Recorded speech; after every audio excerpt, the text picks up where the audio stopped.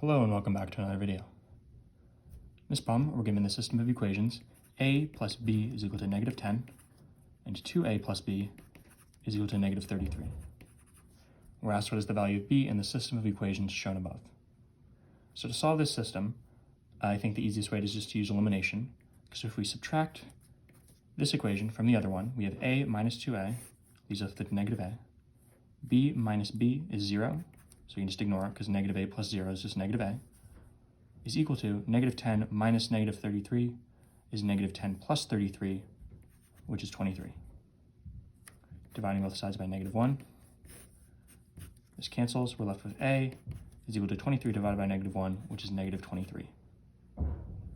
So if a is equal to negative 23 and a plus b is equal to negative 10, if we plug in negative 23 for a, we have negative 23 plus b is equal to negative 10. So then when we add 23 to both sides, we get our value of b is equal to negative 10 plus 23 is 13. So what is the value of b in the system of equations shown above? 13 is your final answer. As always, thank you for liking and subscribing, and I'll see you in the next video.